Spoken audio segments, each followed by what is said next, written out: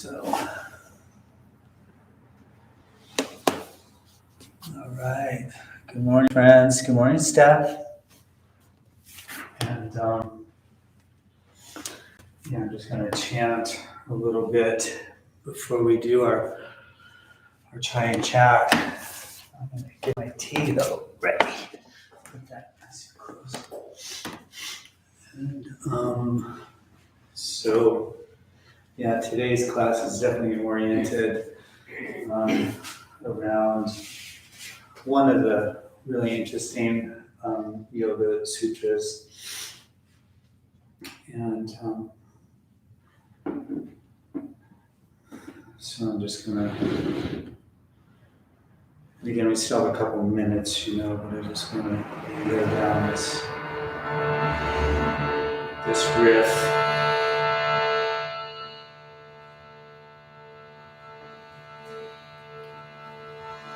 Om Jina Vritir Abhijata Seva Manir Grahitir Brahmana Grayeshu Tatsthathar Anjana Samadhatihi.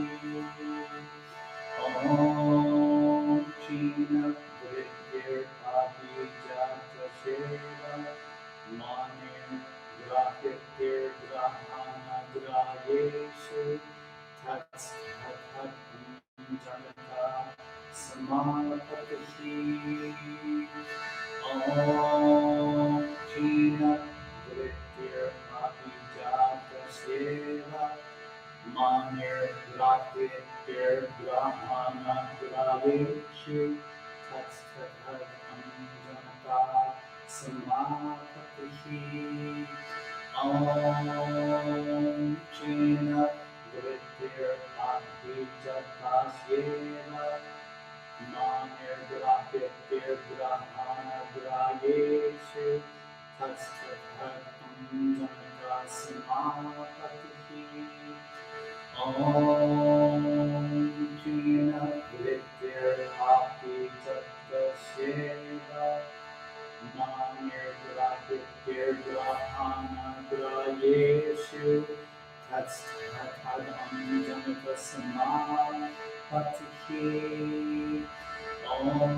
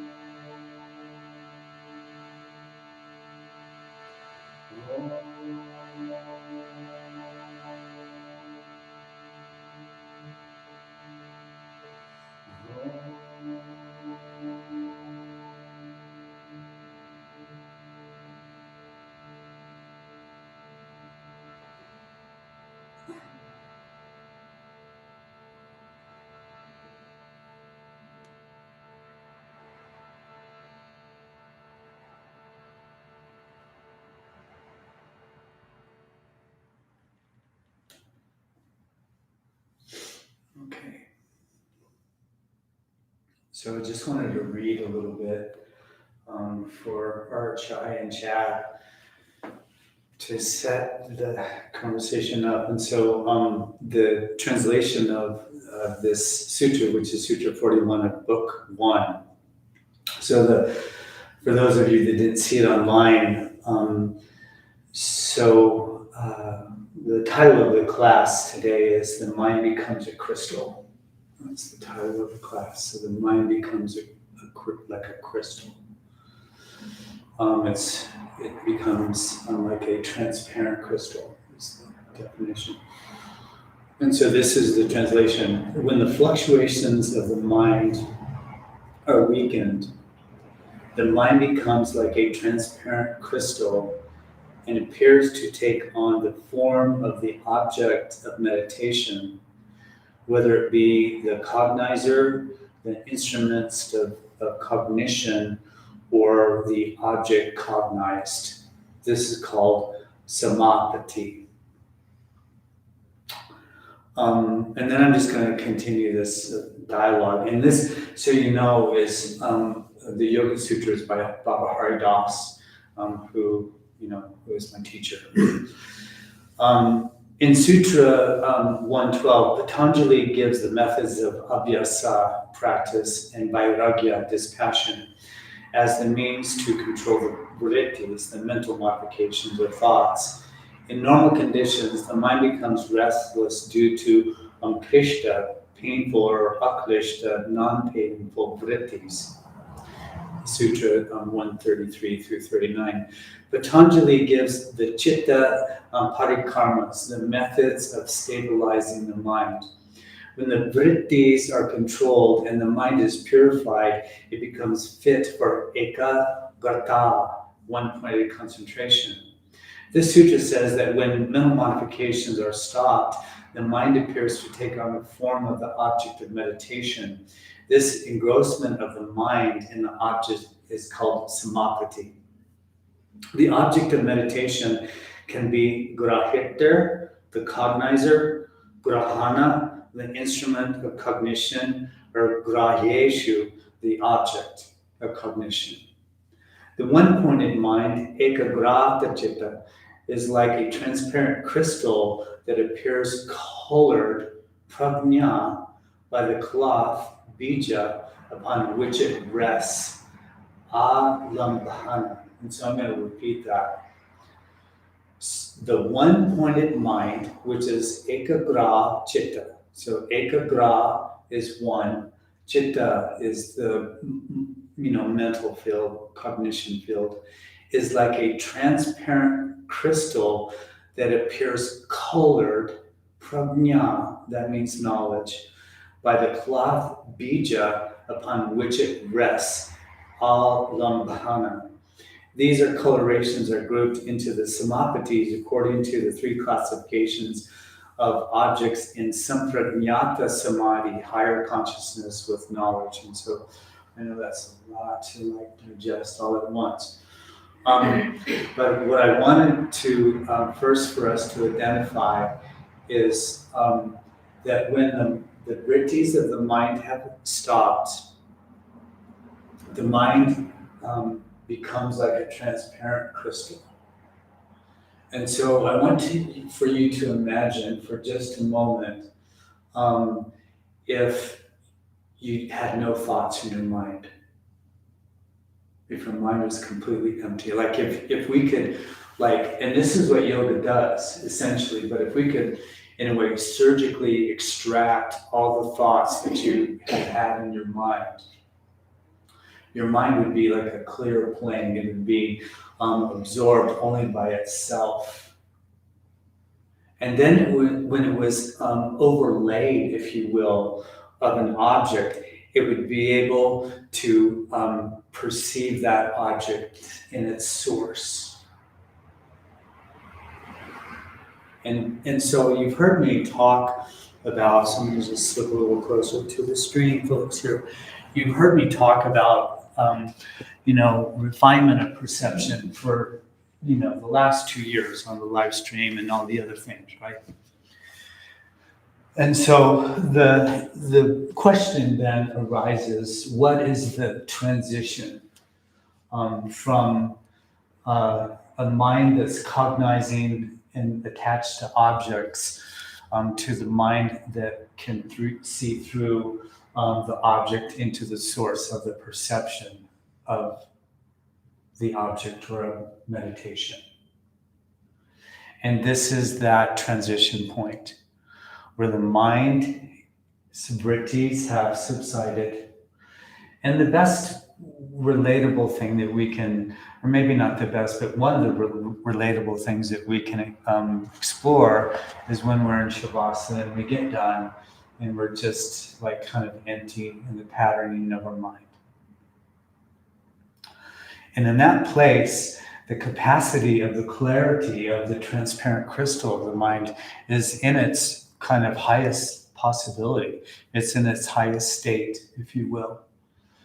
And then when it's overlaid over an object, then the possibility of like a more sattvic clarity of that perception is possible, would be the best way to put it. And why that's relevant, to us in our yoga practice is that then we're moving towards, would be the best way to put it, the capacity of the origin of consciousness itself. And we can, label this however we want, but that's ultimately the identification that we're, working towards, is this overseeing field of consciousness or perceptive awareness. The other thing that I wanted you to recognize in this sutra is that Patanjali gives us these three layers: grahitir, grahana, graheshu. So grahitir is the cognizer, and that is the subjective reality. Grahana are the objects of cognition, and that's moving from subjective to objective, and graheshu is the pure objective reality. And what Babaji described is those three layers are differentiated in the different levels of superconscious absorption. And Babaji said sampragyata samadhi, and that's samadhi with knowledge. And I know, again, it's a lot to digest.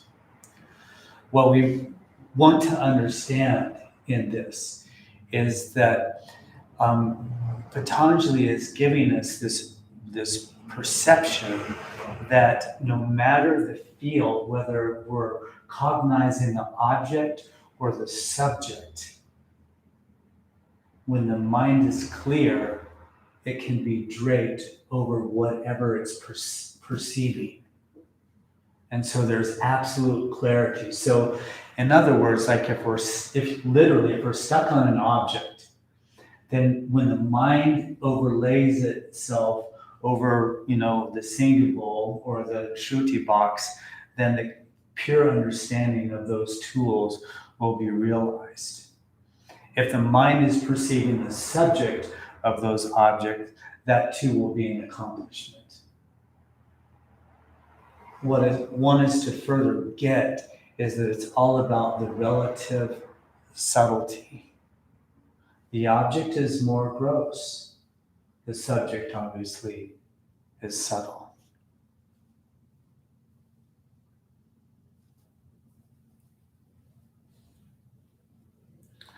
Kshina vritir abhi jatasyeva manir. So manir, if you ever wanted to know the Sanskrit word for crystal, that's it. Manir. Manir. And so if you remember only one thing, remember manir. Let the mind become a transparent crystal.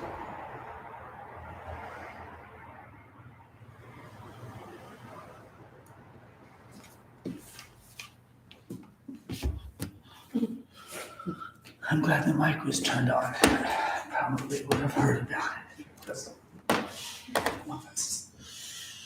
All right, friends.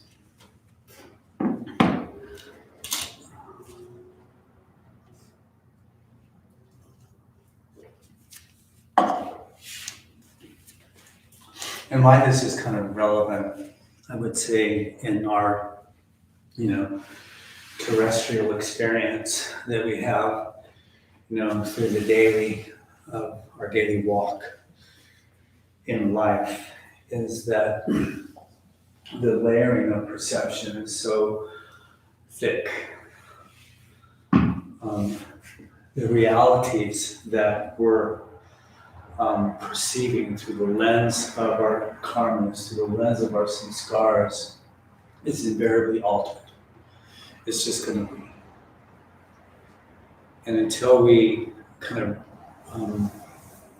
it's like we're deregulating the thoughts in the mind, And then when that happens, then the mind can actually function properly. Otherwise, it's just functioning through our karmas, it's functioning through our samskaras.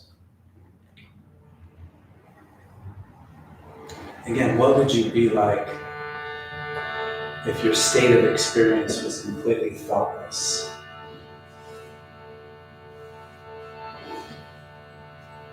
If you didn't have a thought?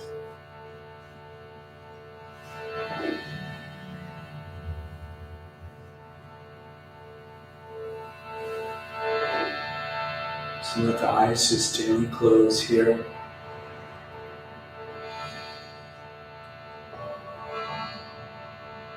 So if that's impossible, santosha, let's just say that it's not.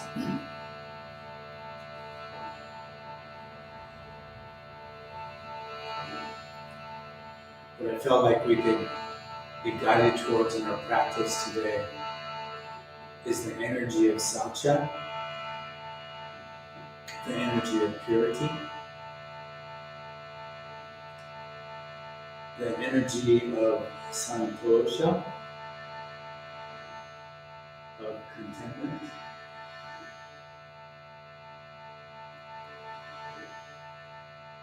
and the energy of guna,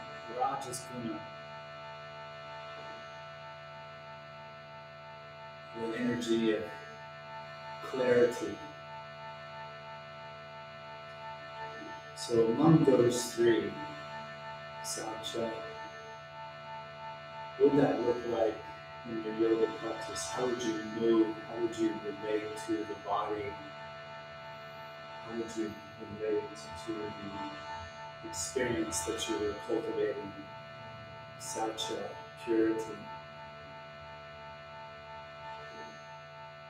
How would your emotions develop? What would your thoughts be like?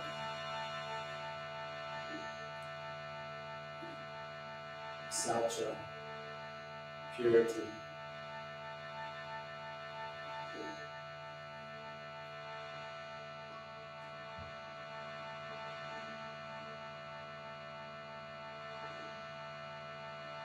And then santosha,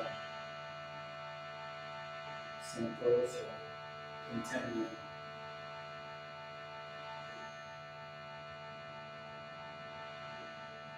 In the pathway through the world, there's always an opportunity to be pulled from side to side, up or down.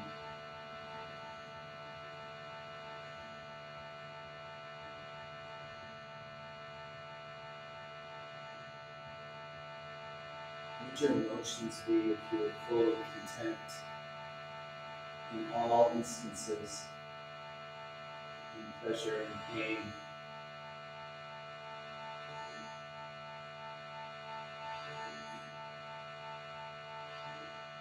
What would your mind be like if it was perfectly content?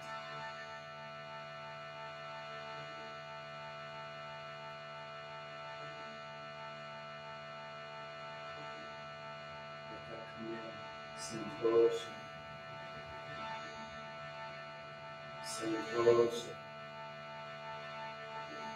Santosha, contentment. Saucha,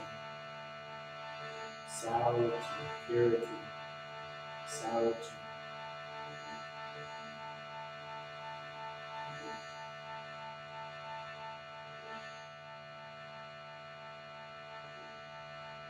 And in sattva guna, the power almost of both of those combined, just pure and clear.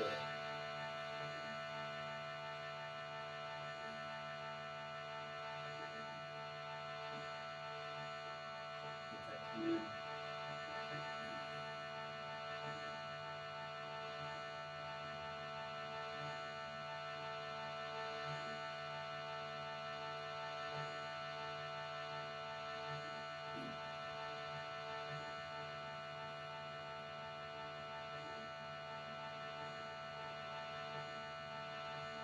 Let's chant an mantra together, and we'll chant the mantra again with the body. So Extend breathing. Breathing in.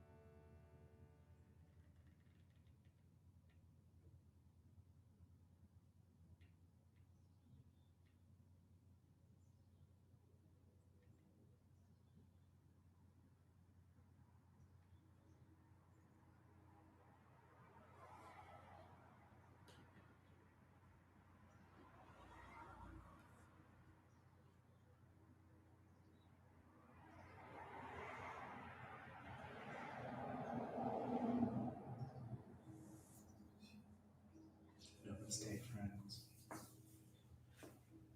Let's come to a tabletop position here. So I'm just going to unravel. Appreciate your endurance with that subject. It feels really vital,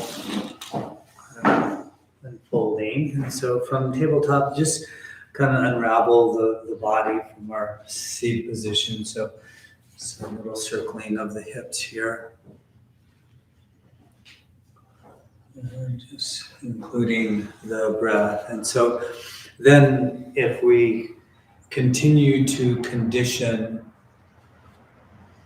our experience with, again, the sattva, guna, santosha, saucha, as a mechanism to support switching directions, we're going in circles, and just feel free to move organically too, of course. The fabric of the vrittis of the mind, and allow that to have like a sustaining quality in your practice here this morning. Notice if, again, you're being pulled side to side or up or down.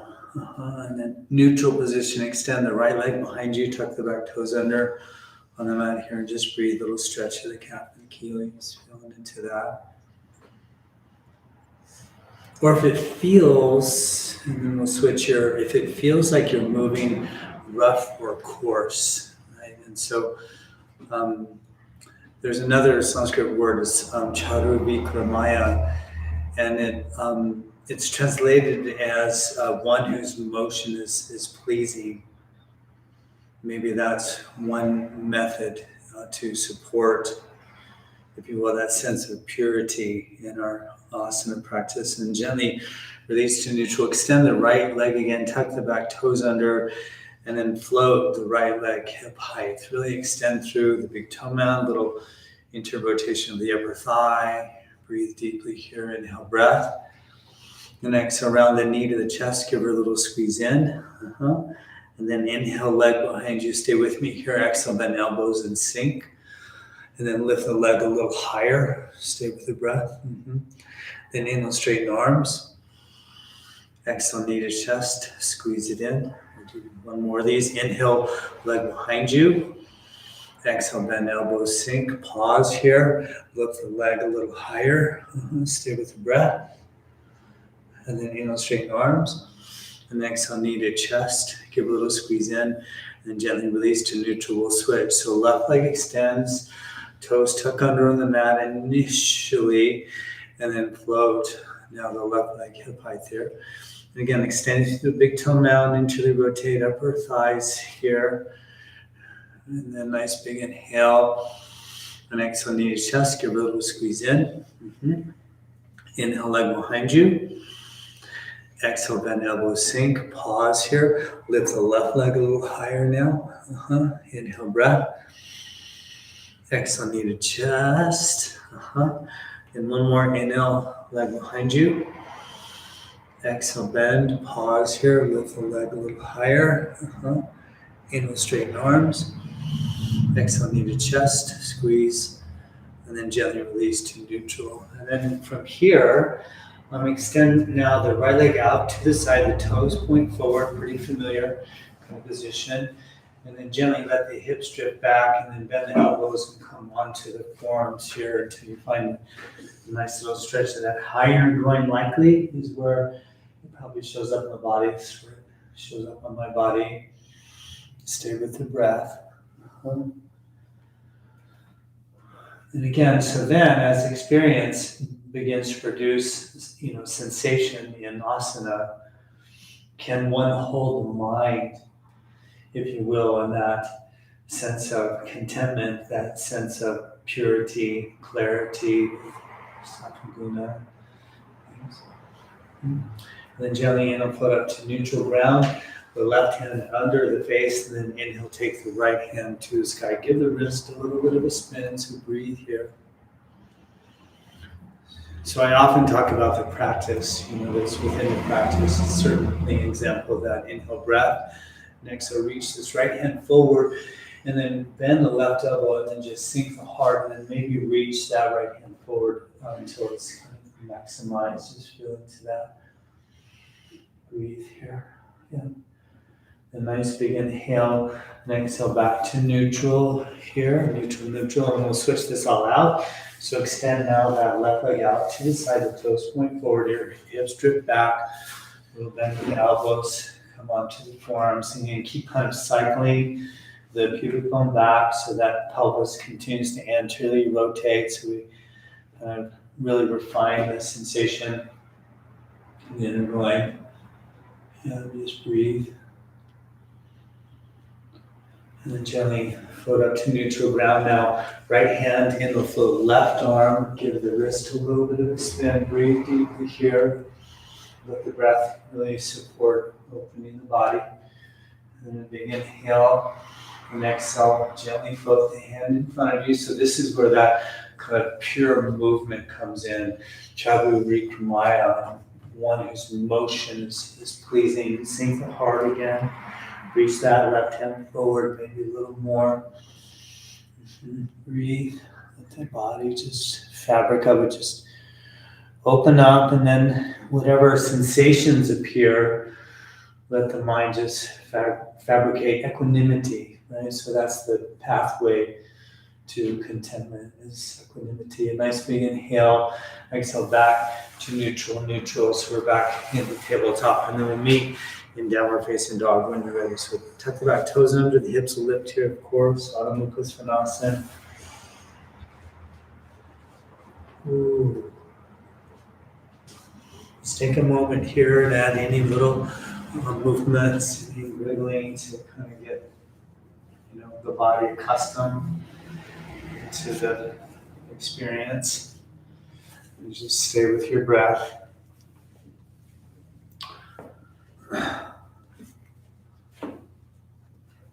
That.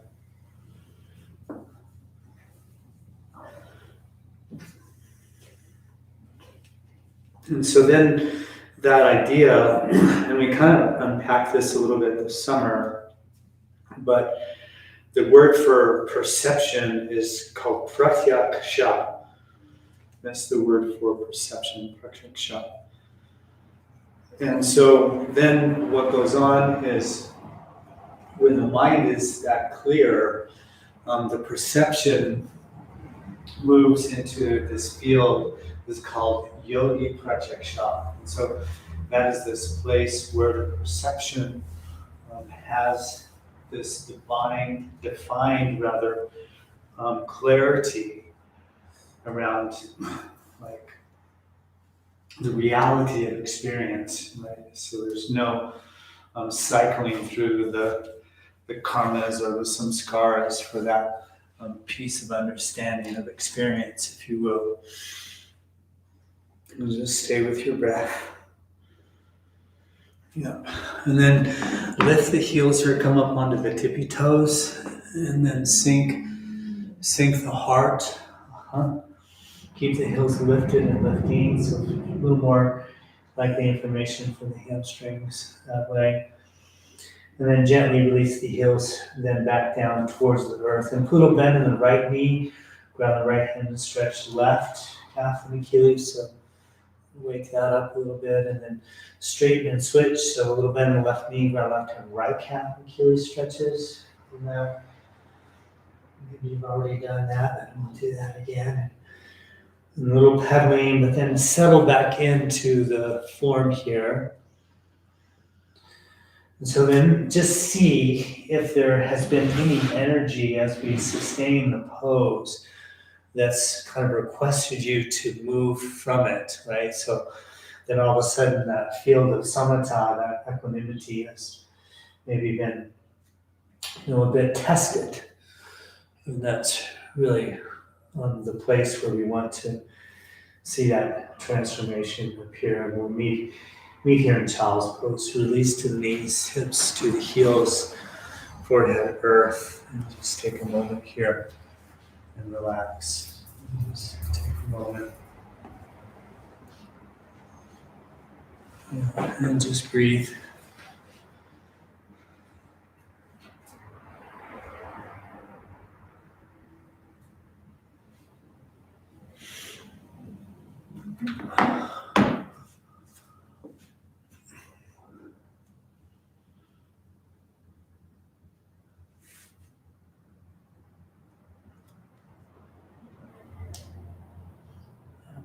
And we'll just meet back into downward facing dog here. So come back up into tabletop, inhaling, exhaling, downward facing dog.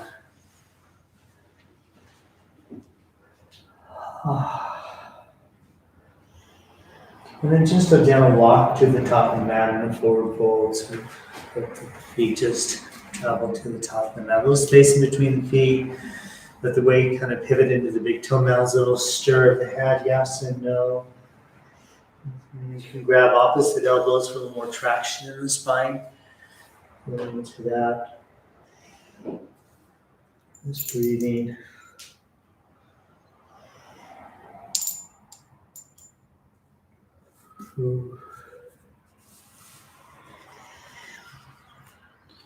And then, so inhale, half lift here. So let the hands float to mid shins here. Lengthen from tail to crown.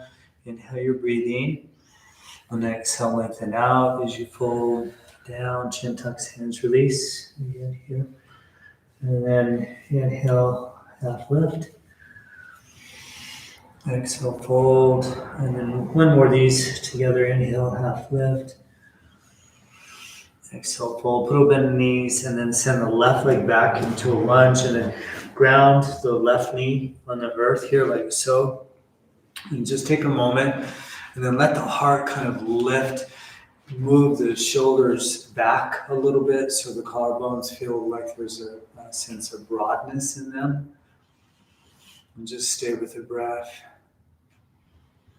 So this is kind of like the very, very classical Surya Namaskar sequence here. Yeah, and then ground the hands, and then send that right leg back into a high plank position here. So high plank. Stay with the breath. Ooh, and then a nice big inhale, and exhale to the knees. 8 points bowing is called Ashtanga Pranayama, 8 points bowing. So knees, chest, chin, hips stay lifted. And just pause there for a moment. And then gently inhale, pull forward into upward facing dog. So we're just going to kind of step right into the stream of things here today. Just breathe. So upward facing dog. And a nice big inhale. And exhale, lift the hips back into down dog. Yeah. And just take a moment there. Really, I find that when I really focus initially on grounding my hands flat, and that allows for the rest of the body to really set up through the arms, the spine, the pelvis, the legs. And then put a bend in the knees, send the left foot to the left hand, and then the right knee grounds to the earth. And then just take a moment here. Let that now right hip flexor open. Just stay with the breath. Typically in the Surya Namaskar, in this position, the gaze kind of goes up a bit. And then take a nice big inhale. And exhale, back foot steps to the top of the mat, so forward fold position. And then put a bend in the knees, and then just cactus the arms, lift the elbows flat back to standing. I know you all know at this point that I really prefer flat back. And just take a minute here, put a little sway in the body, a little movement of the wrists. The body just continue to kind of open up. Then inhale, reach to the sky. Exhale, swan dive, fold forward here. And then inhale, half lift.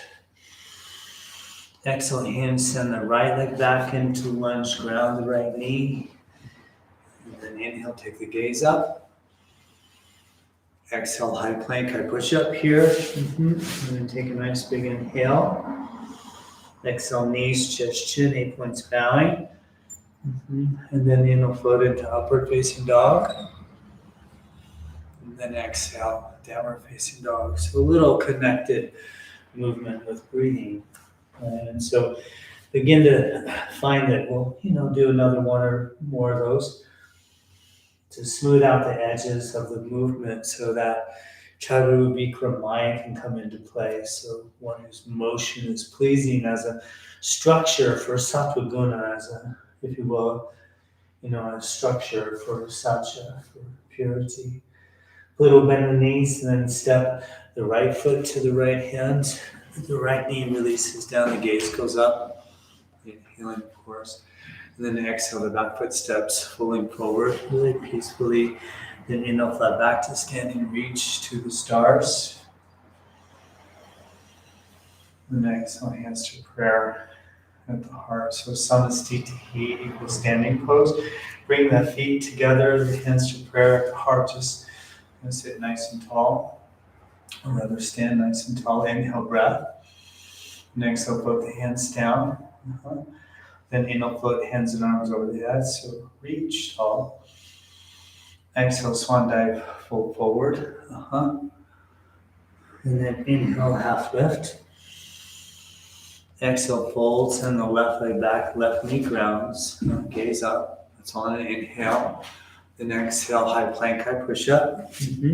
Inhale, breath. Exhale, 8 points bowing. Inhale, pull forward into upward facing dog. And exhale, release back into down dog. Pause here for a breath or two. It's very peaceful, content. Inhale, breathing.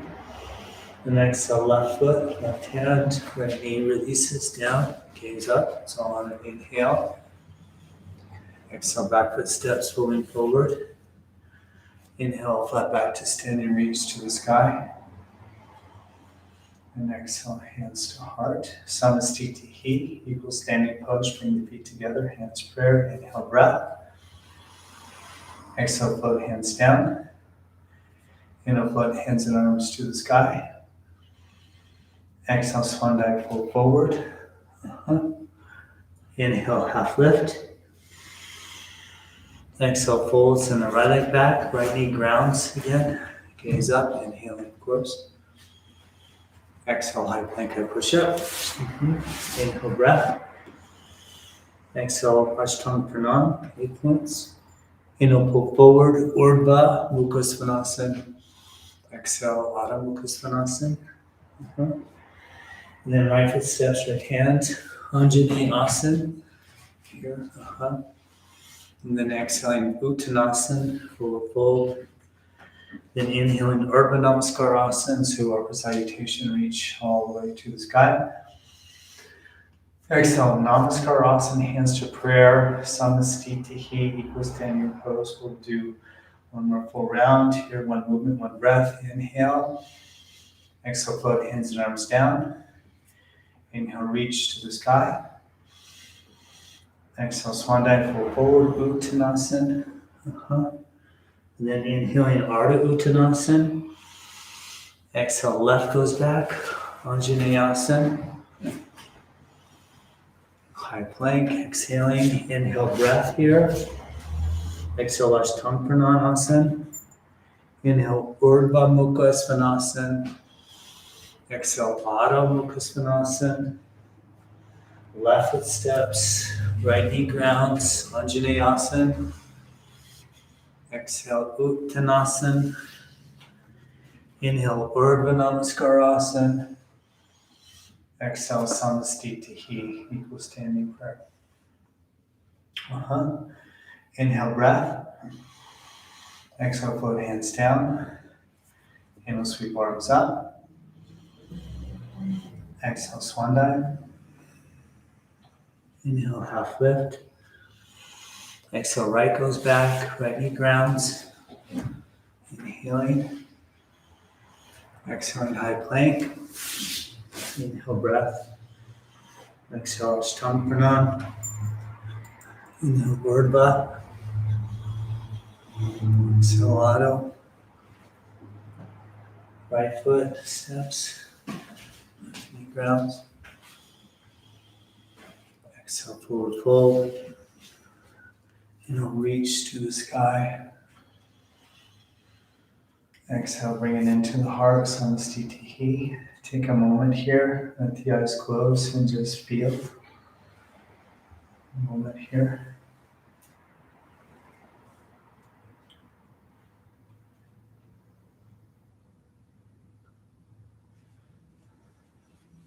One way to work with thought patterns is that when they do appear, just shadow them or echo them with the mantra of Om. If you will, the pre-existing condition is that you're present with your thoughts, that you're engaged in some way by observing the mind. Inhale, breath.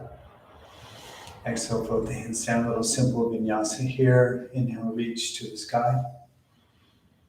Exhale, swan dive, fold forward. Inhale, half lift. Exhale, fold the knees, plant hand, step back. High plank, high push up here. Inhale, breath. Exhale, Ashtanga Pranayama. Always that 8 points bowing. Inhale, pull forward into upward facing dog. Then exhale, pull back into down dog. Nice. And then Virabhadrasana, one more, one right side. So inhale, float the right leg behind you. Exhale, right foot, right hand. So moving very peacefully, slowly, contentment, always kind of fabricating subtlety and movement. So inhale, float arms to the sky. Just stay with your breath here. Inhale, reach, roll tall. Exhale, float the hands behind you and lace the fingers. Inhale, extend front spine, so go tall. Exhale, bow torso, so humble warrior. Hands and arms float over the head. Pause here, just breathe. And then exhale the breath completely. And inhale, float, hands and arms over the head, so reach, roll tall once again. And exhale, hands to the waist. Then inhale, straighten front leg, and then exhale, 180 degrees to the left. So spin all the way around. You have to step that right foot and leg out so the hips square off. So nice tracking between front and back foot. When you're ready, inhale, float hands and arms to the sky. Pause here. Firm up that backward quad, of course. Through for a sense of grounding and reaching. So grounding and reaching. Nice big inhale.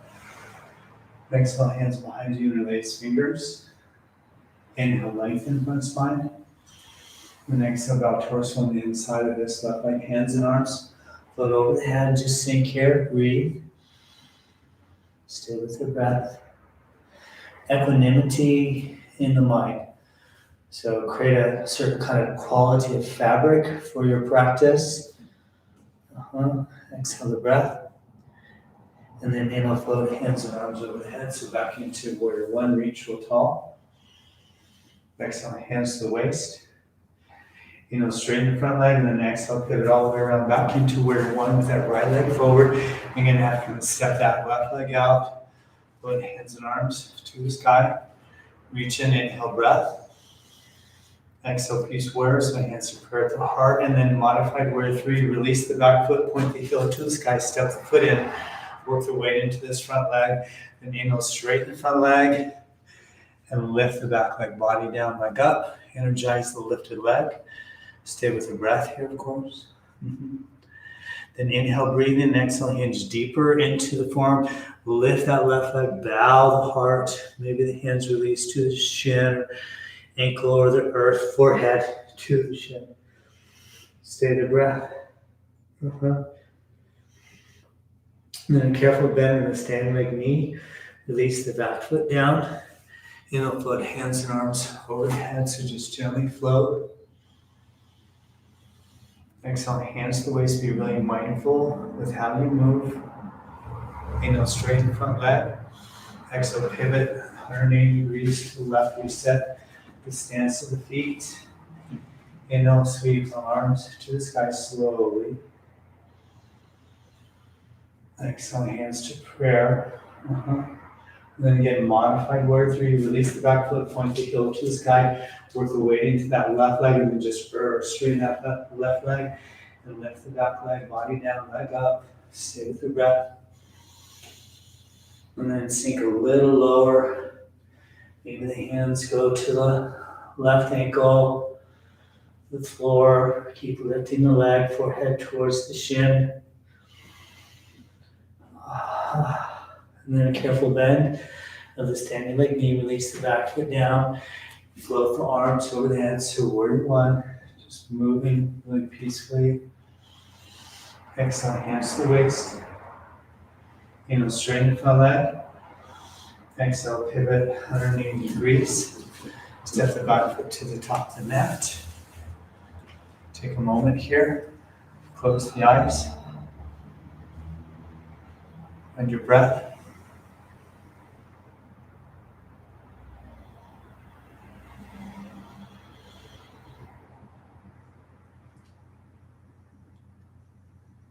Really work on extending the exhaled breath here. Really vital.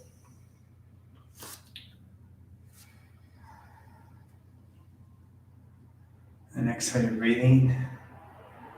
And once again, inhale, float hands and arms to the sky. Exhale, swan dive, fold forward. Inhale, half lift. Exhale, fold, bend knees, plant hands, step back. Again, high plank or push-up. Inhale, breath. Exhale, Ashtanga Pranayama. Inhale, Urdhva Mukha Svanasana. And then exhale, Adho Mukha Svanasana. Sustain this here in that dog. Take a moment.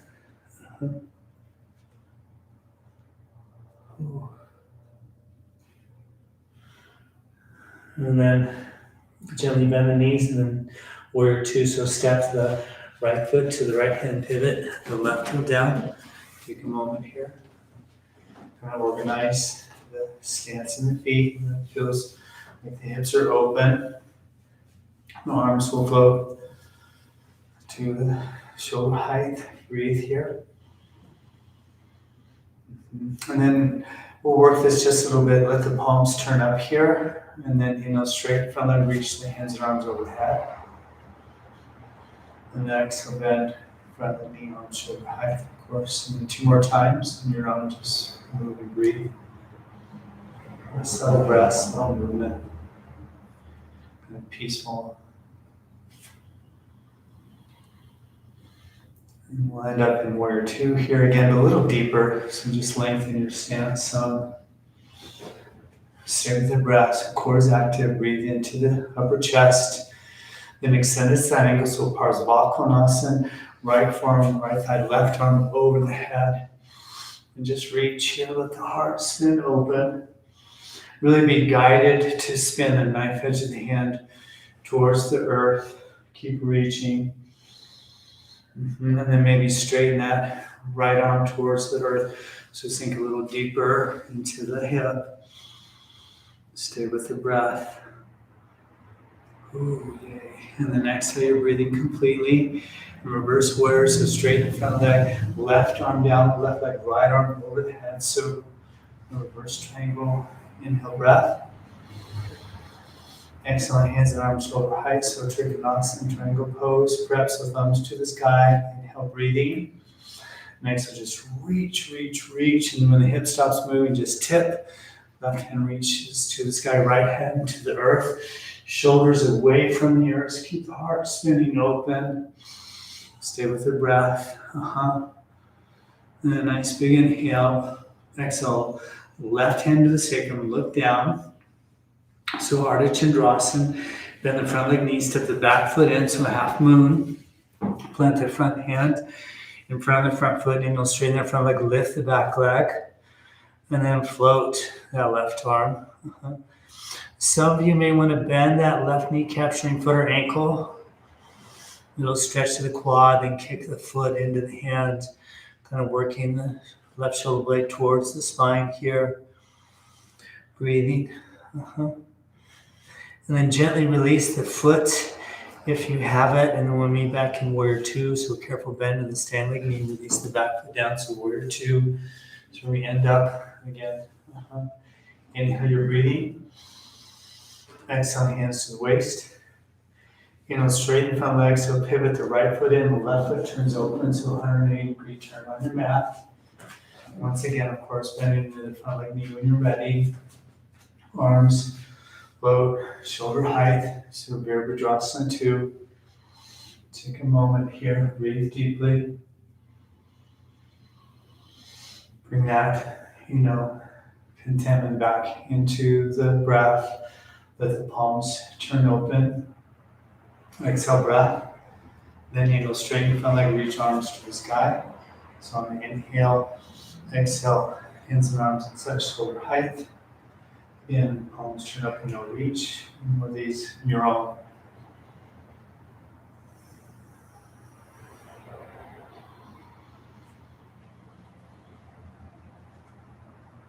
And just pause here, stay with the breath. And then the left forearm, left thigh, and so extend this angle, right arm over the head. And just reach here, really ground the back foot, stay with the breath, heart spins open. Just recognizing the tapas in the body, the heat, and its cleansing ways, if you will. So this is that purifying force. And then maybe straighten out left arm, sink a little deeper into that left hip. Stay with the breath. Heart keeps spinning open. Equanimity in the mind. That's santosha. Exhale, breathing. Then straighten front leg, right arm down, the right leg, left arm over the head. So that reverse triangle position. Stay with the breath. Inhale, breathing. And then exhale, hands and arms, shoulder height, thumbs to the sky. Inhale, breath. Exhale, Trikonasana. So triangle, just float forward. When the hip stops moving, just tip, reaching left hand to earth. Right hand to the stars, moving the shoulders away from the ears, gaze up to the thumb, possibly with that right hand. And a nice big inhale.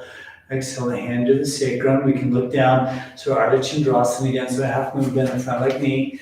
Step the back foot in, plant the front hand in front of the front foot. Then inhale, straighten the front leg, lift the back leg.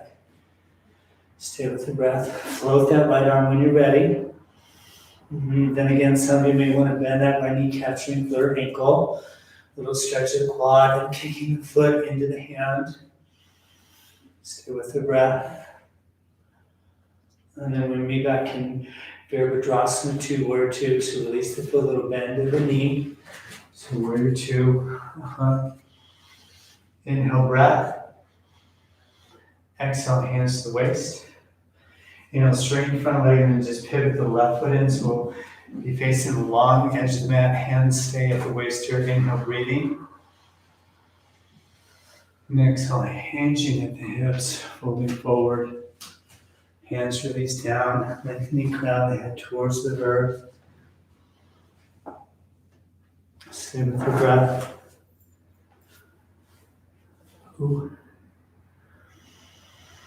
And then inhale, half lift here. And then plant the left hand under the face. And then inhale, take the right hand to the sky. So twist here. Just breathe, stay with the breath. Really ground the left hand, reaching with the fingertips to the right hand. Then inhale, breath. Exhale, release the hand and arm down. Grounding that right hand and switch, so flow the left here. And just breathe deeply. Equanimity in the mind.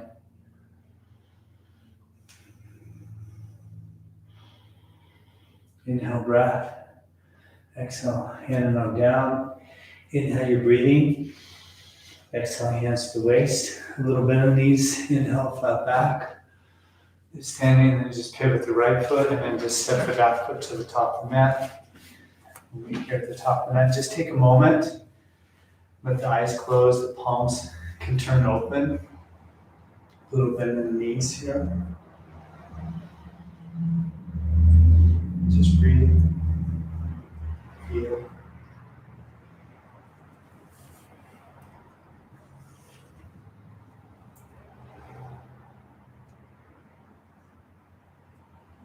Nice. And then gently open the eyes here, little figure four. So put the weight into this left leg and then just float the right leg up over the left knee. So from your hands to prayer here, ensuring that the toes are spread of that right foot and just sink a little lower. Just allow the hip to open and whatever your body may, accommodate, whatever is appropriate with the depth that you may go. Maybe the hands eventually glide to the earth or block. And just breathe here. Allow the hip to open. Let that unfold.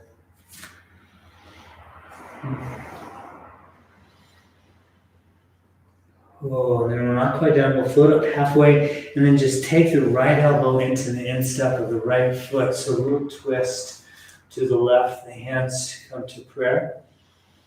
Stay with your breathing here. And then gently release the hands down and the knee floats up. So we're here, balancing on that left foot. Stay with the breath. And then eagle pose. And so wrap this right leg over the left and then the right arm under the left arm. Stay with your breathing. And then bend standing like me and then just sink again. Stay with your breathing. Oh yay. And then gently begin to push the floor away to come out of it. Then unravel the hands and arms and push the hands down and float the knee again. Just breathe. And then gently release the leg down. Allow the weight to go into this right leg. Release the left a little bit. Equanimity in the mind. And then we'll switch this out. So put the weight here in this other leg, this right leg, and then float the left. And then foot above the knee. Figure four again, hands to prayer. Take a moment here. Begin to sink. Stay with your breath. Maybe hands to the earth. And just breathe here. Up.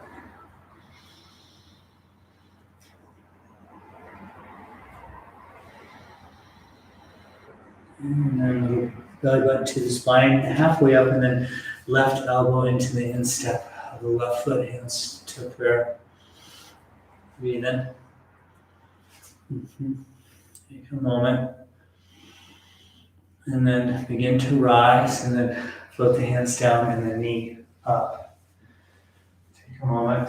And then, so Gurudasana, float the arms.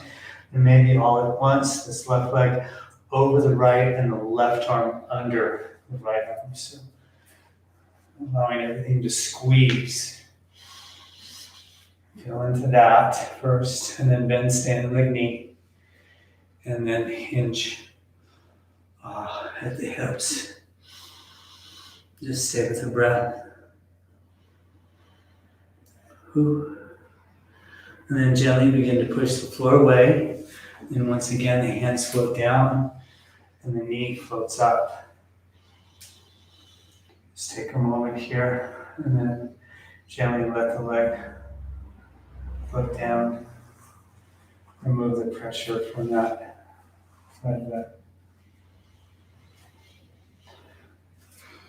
Close the eyes. Find your breath.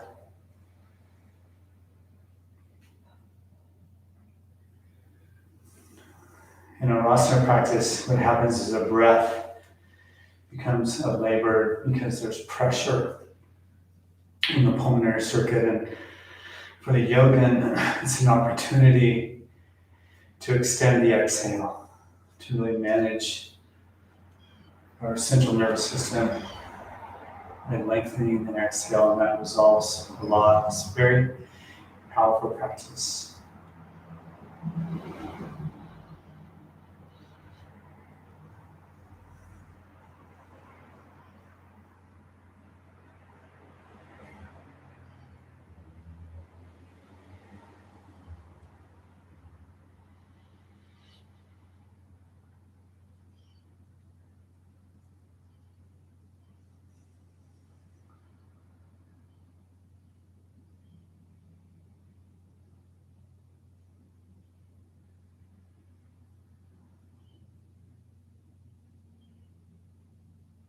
And then gently open the eyes here. We'll come into squatting formal asana. We know this. So the toes open, heels turn in. And then just gently release the hips so they're blocked under the pelvis if there's any tenderness in the knees or hips or other things. Just take a moment here. Yeah, really ground the upper arms into the shins and kind of even just pull them back a little bit. And your groins open.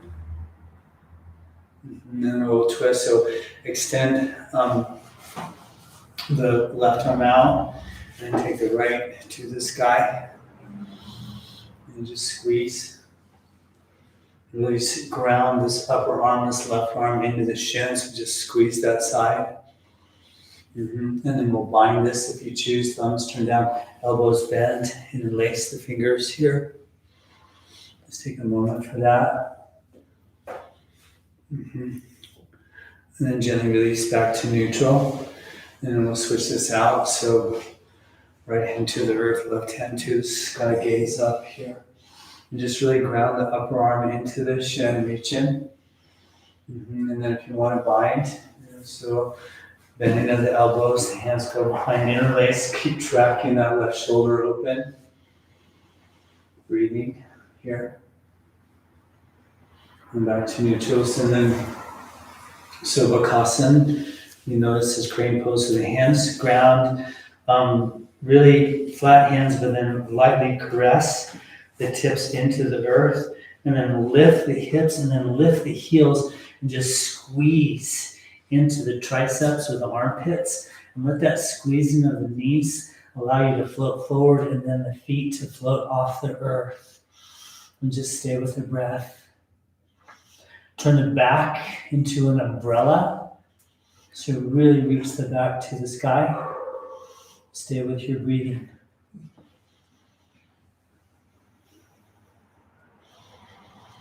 And then gently back to neutral.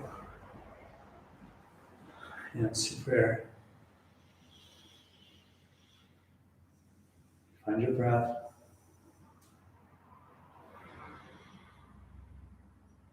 And then one more round of bakasana. So hands ground, fingertips caress, hips lift, heels lift.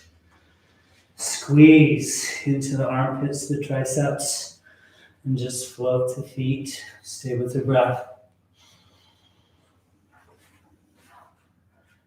Breathe.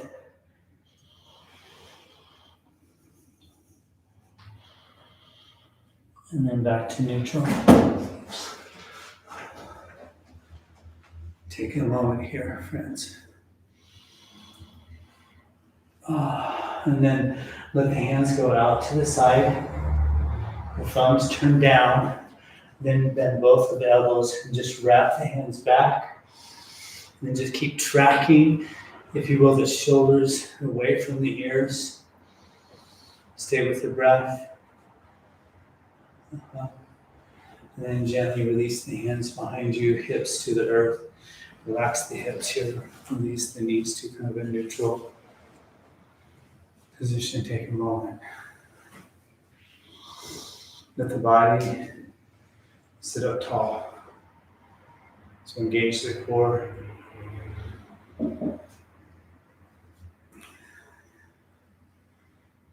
Nice, friends. Oh, yeah. And so from here, extend the left leg out. Draw the right hand and then just open the right knee. So, this is right. Head of knee pose, Janu Shirsasana.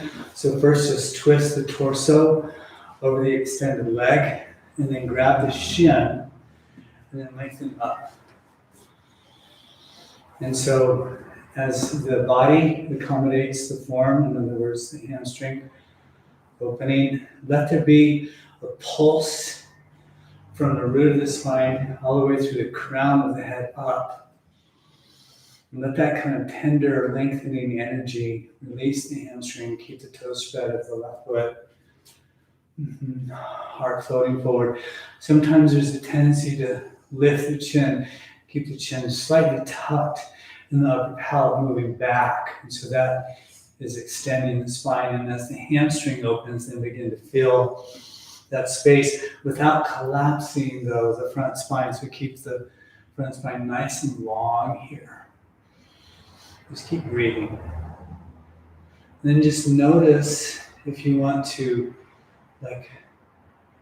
change whatever you're doing. If there's any form of discontentment, santosha in you, let the present moment just sustain the quality of the experience without desire, if you will.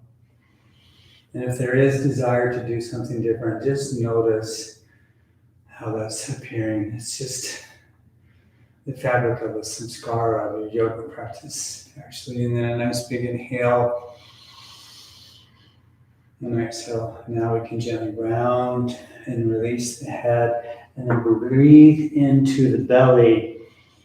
So the back body, the kidney area expands. So literally kind of pooch out the belly as you initiate the inhale. Oh. And then gently float up halfway, and then check this out. Take the right hand on the outside of the left foot and then turn the palm up. Maybe ground the forearm, maybe the hand goes to the foot, and then take this left hand, the fingertips, and then just twist open to the left. And breathe. Stay with the breath.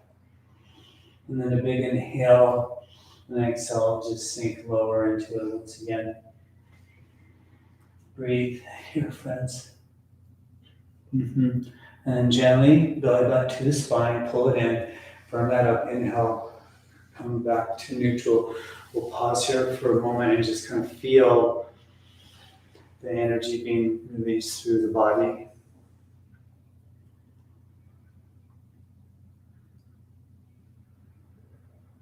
So that's the grahana, moving from grayeshu, the object of experience, the hamstring, to the energy of the experience. And we'll switch this out. So And extend now that right leg, left knee pulls in. And just again, twisting the torso over the extended leg, capture the shin. Let the front spine lengthen, the toes spread, right foot, of course. Sustain all that belly button to the spine. And once again, let the migration be very, very kind of slow. It's almost self-defining. Migration is not something that happens instantly. Breathe. And again, move from the root of the spine. So continue to lengthen up, and you'll notice that continues to ground the sit bones. There's almost nothing more important in this form than that. And then we can pursue the extension from the very, very base of the pelvis. Yep. And then when you're ready, inhale breath and exhale. Now we can round, releasing that head towards the knee or so, and then breathe into the belly. Yeah. Deep belly breathing here.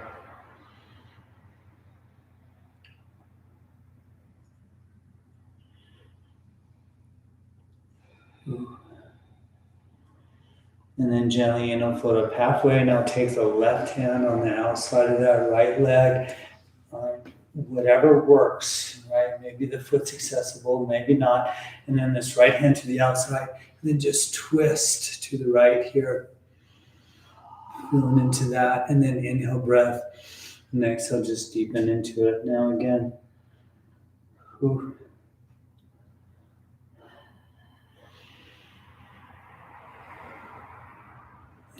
And then gently belly button to the spine, pull it in, inhale, track your way back to a neutral spinal position, and then just take a moment and feel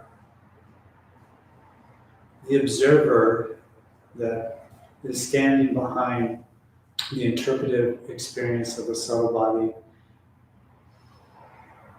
is grahiter, that is the cognizer.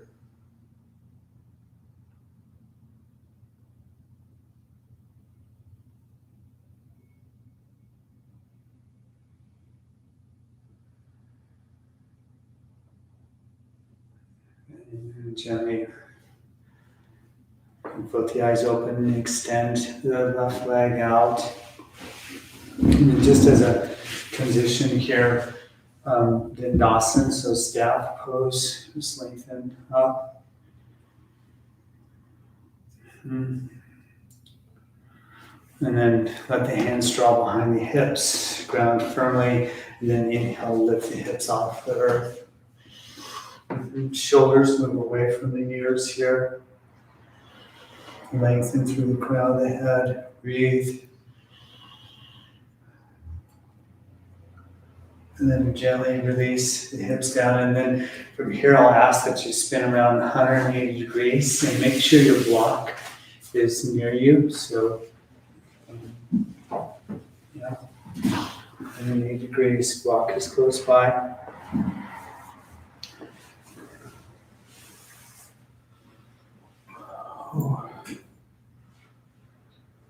Take a moment, flat back, extend the legs, extend the arms, so nice full body stretch here. Breathe in.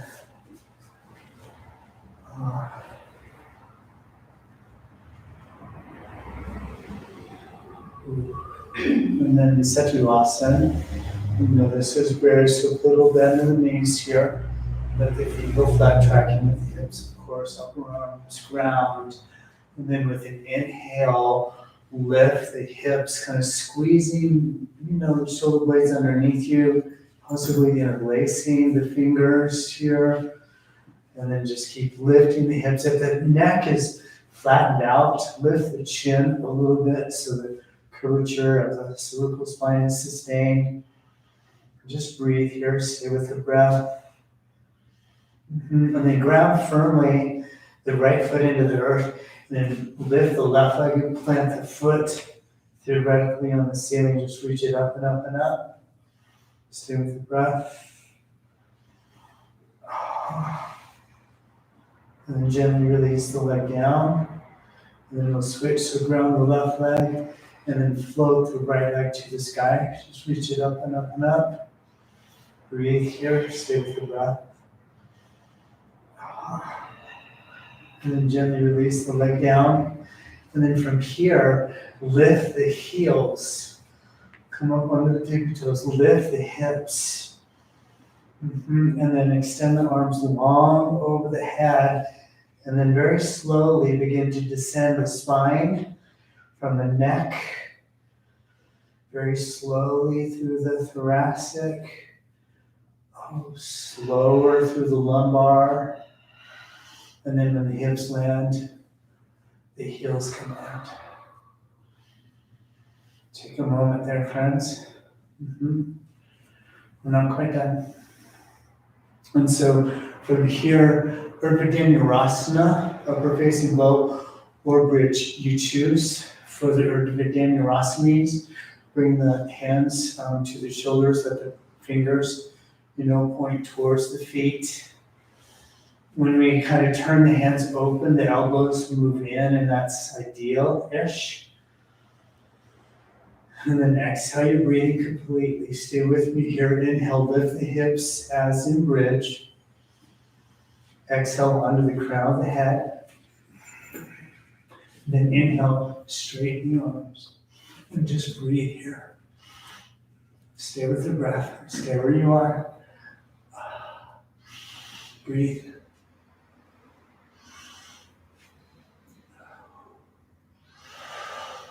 And then for the Urdhva to come down, just begin to bend the elbows, make sure the chin tucks.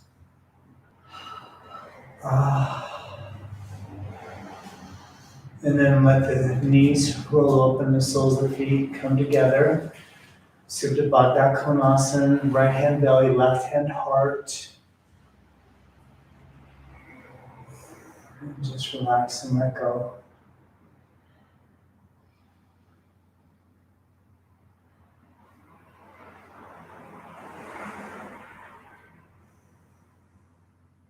I say done, friends. And then gently float the knees towards one another. And then grab your block and place your block under your sacrum. There's 3 heights to the block. Choose which is most suitable for you, the middle or upper, probably. So now supported bridge, one might say. Again, let the palms turn up so we kind of wiggle the shoulder blades, and then from here, walk the legs out long on your mat, and then maybe stretch them even further. Let the feet roll open, keep the chin lifting so the cervical spine again is, the neck has a nice little curve in there. Breathe, and then from here, draw the belly button to the spine and just hold it in and just kind of feel that sweetness.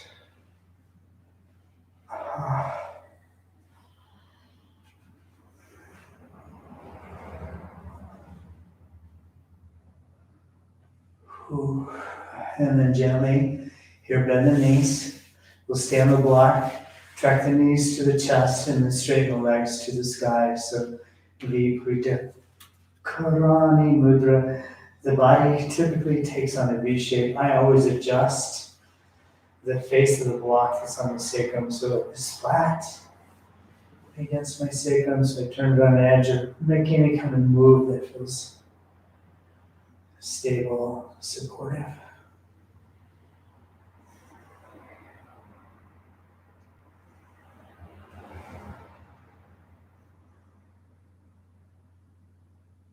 There's always object,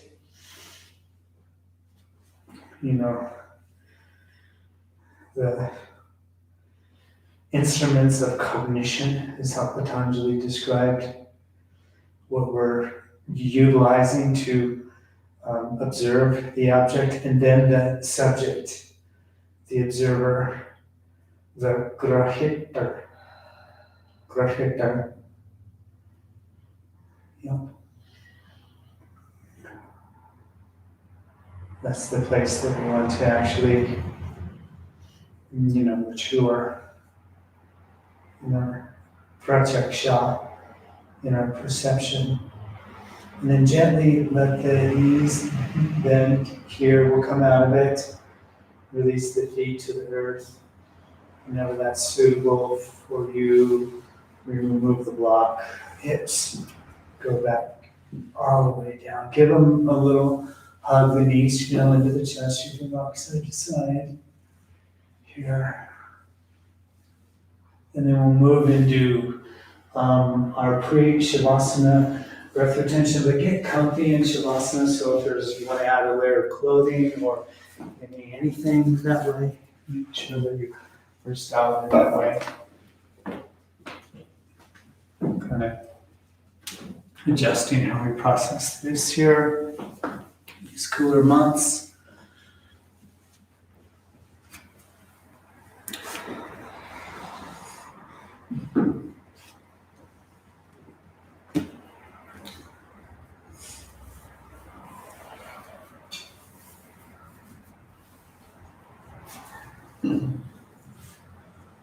And so extending the legs out. When you're ready, get comfy, feet roll open, palms turn up, and then exhale your breath completely, and then take a nice big inhale and hold the breath in and wait on it. So.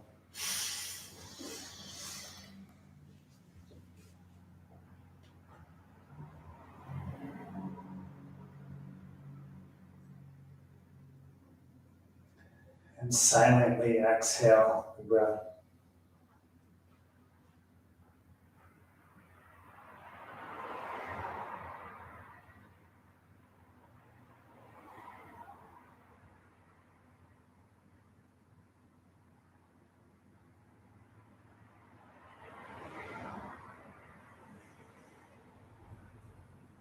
We'll do one more of these, but I'll guide us to pooch out the belly as we hold the breath. And so exhale your breathing.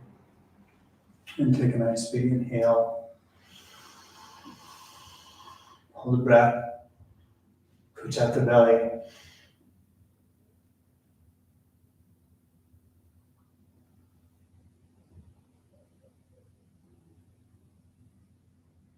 And silently exhale.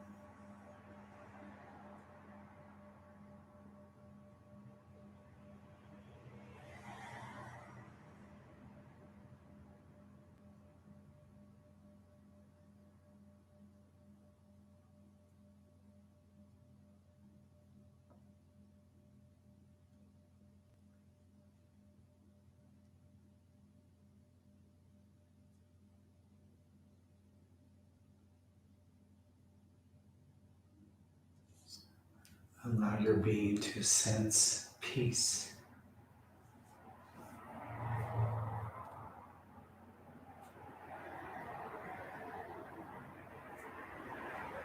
To sense peace.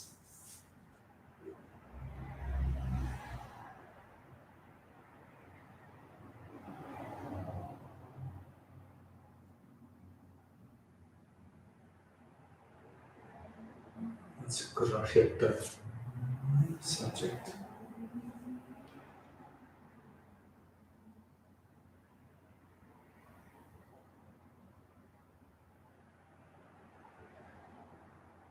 And then allow the being to sense the fabric of prana, the pulsation of energy that exists within inside you and around you.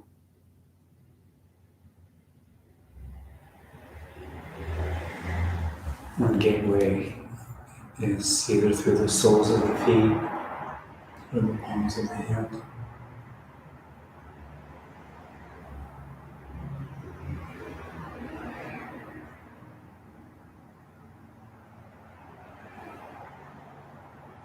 It's tingling, softening.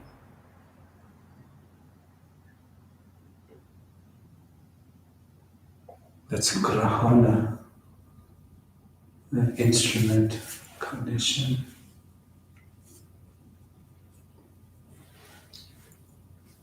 And then watch your breathing.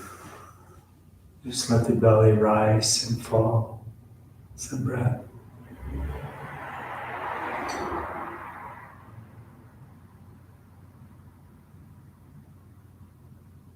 And that's the Gareshu, the object.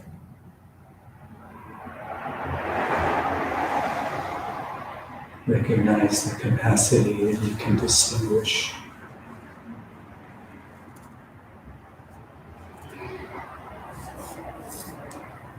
Just begin to move back into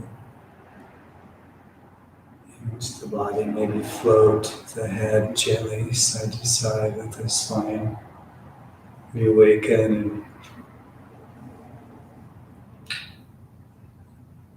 and hands and feet.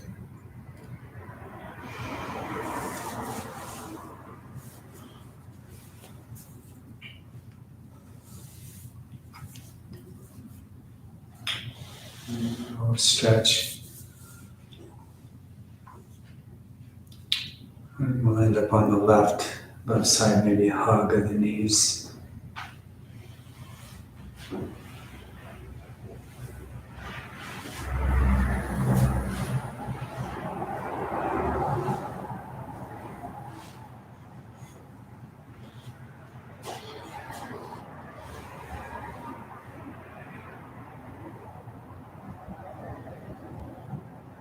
And try to get seated here. Just make your way back up to seated. We'll continue the asana of the crystal mind, of the mandir chitta, of the crystallized, transparent mind. Just another 15 or so minutes. Get comfortable in seated position, seated practice.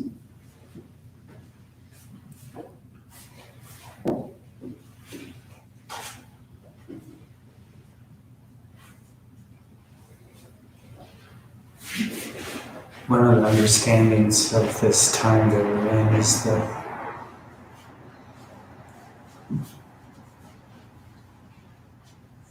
in a way there's not enough energy of sattva guna in the field to support this capacity of illuminated mind, of crystallized pure mind. And so Pranayama supports the development of sattva guna.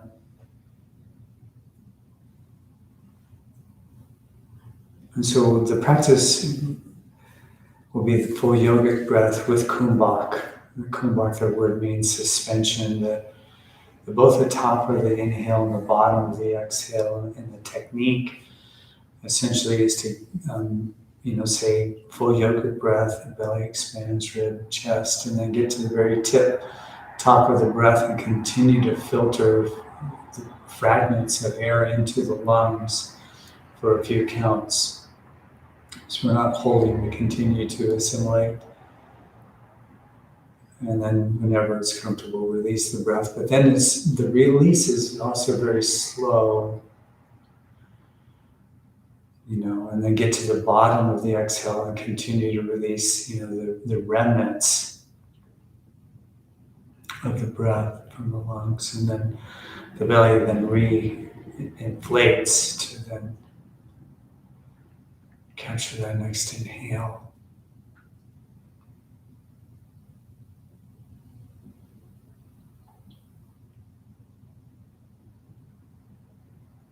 A sense of presence here is vital. It may have a tendency to flow by its own volition, which is supportive.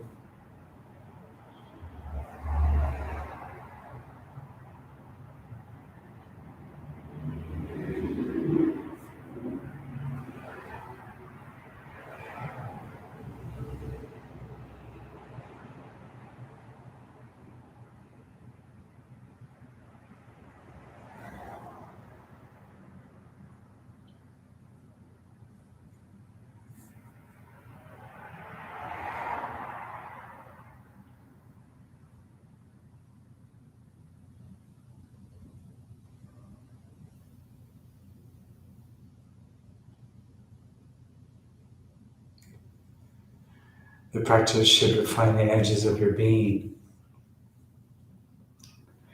extending the capacity in all directions.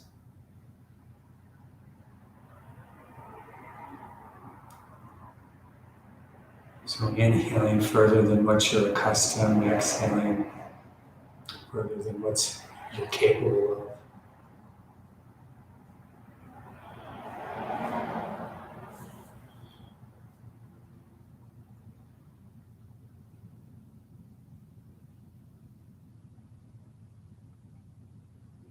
Likely, hopefully, the nervous system will be tested.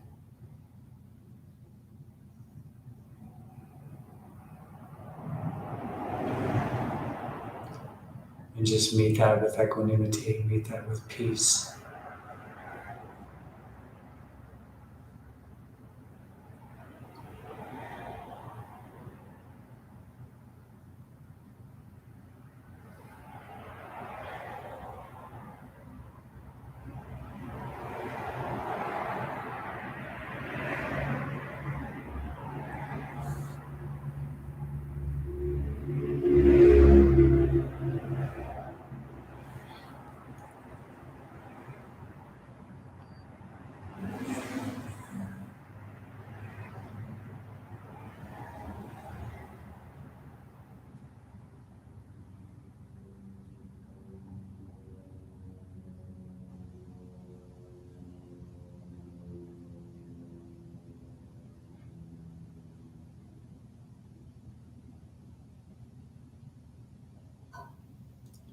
Stay with the practice.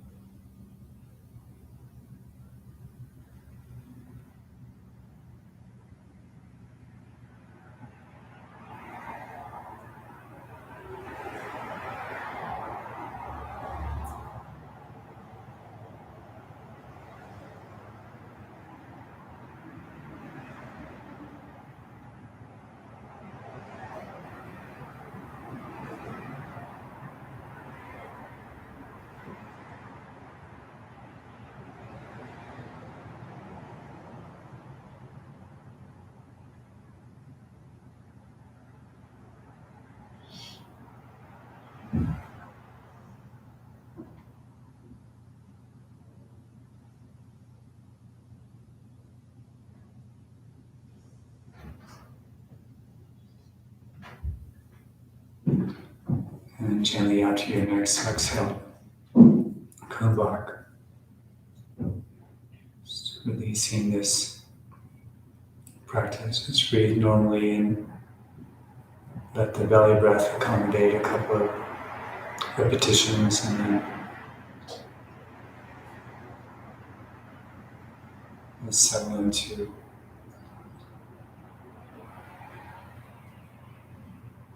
very sweet, subtle breathing.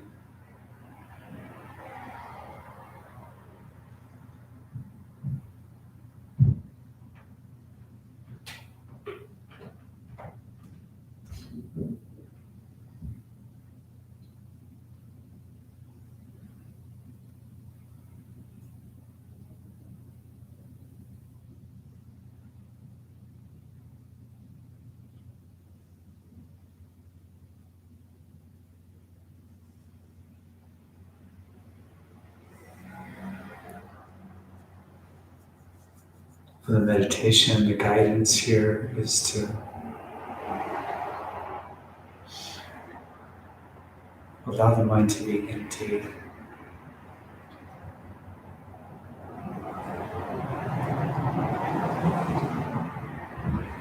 Let a unique sense of willpower be present, so as if the mind has a vritti, has a mental modification, you can echo that with Om in the mind subtly.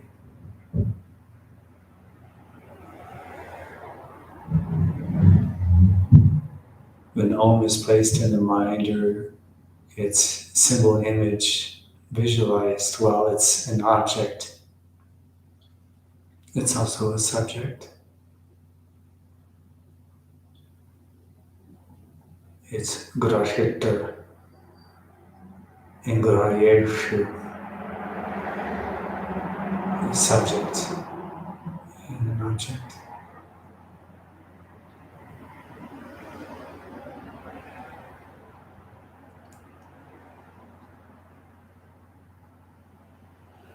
The method to sustain the empty mind is to concentrate on the energy of peace that one can perceive, the stillness.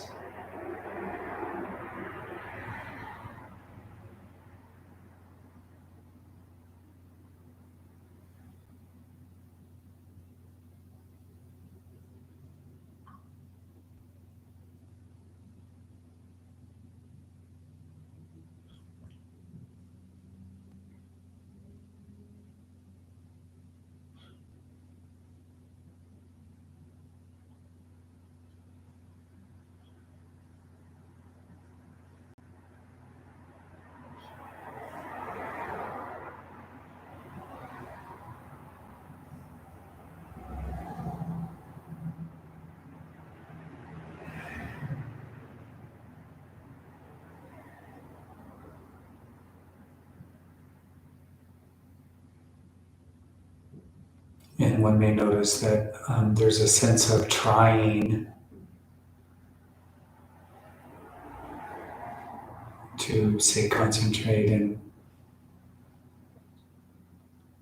let that subside.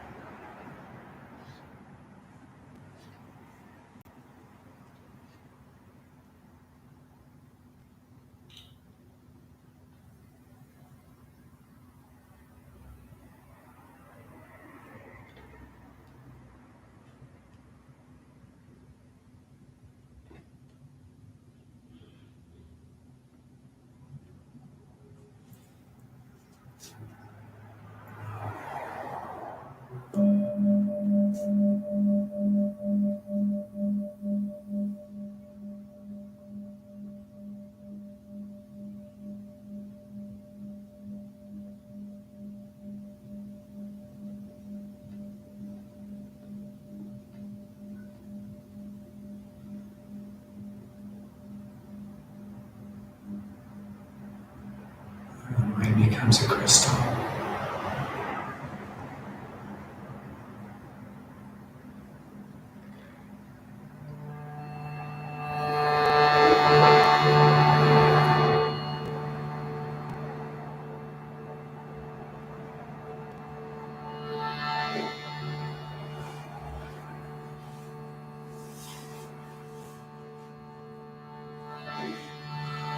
Om Kena Vritir Akhitasha Deva Manir Grahiter Grahana Grahyesu Hastadhad Anjanate Samapatihi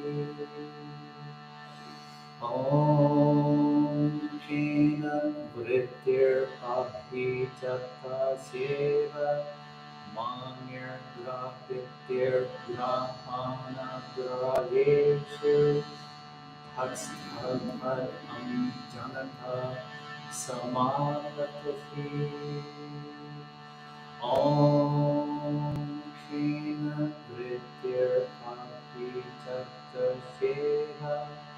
Manir Grahitir Grahana Graheshu Hastadhad Anjanata Samapatihi.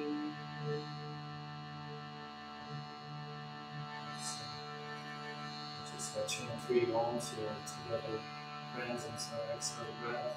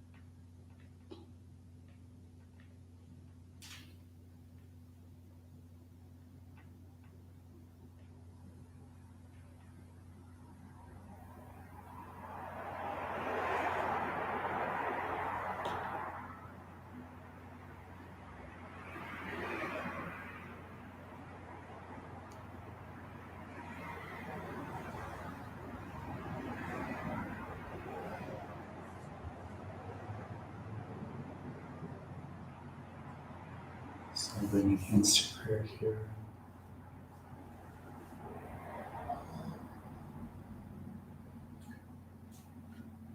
Just a gratitude to the ancestral wisdom of yoga.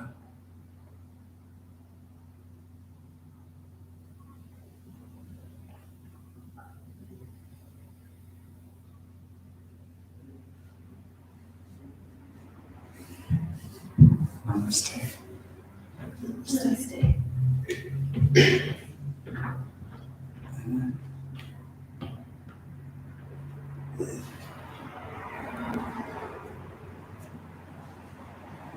Spread like this.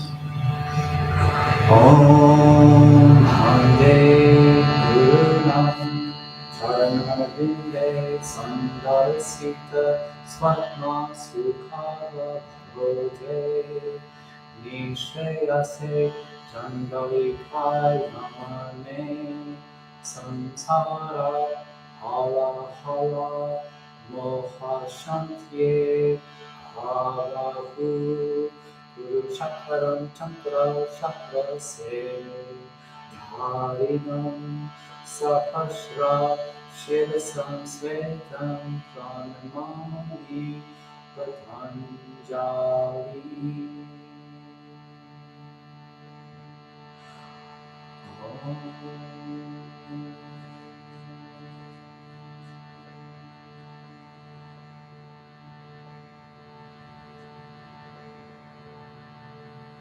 to the medicine man in the forest.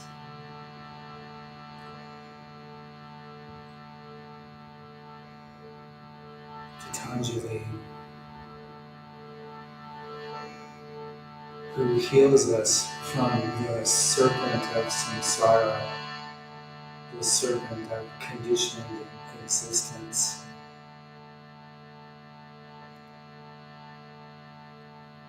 May this medicine man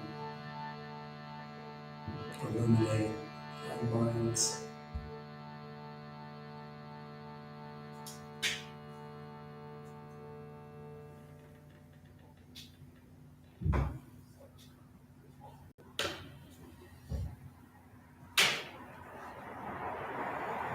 That was the last time you communication.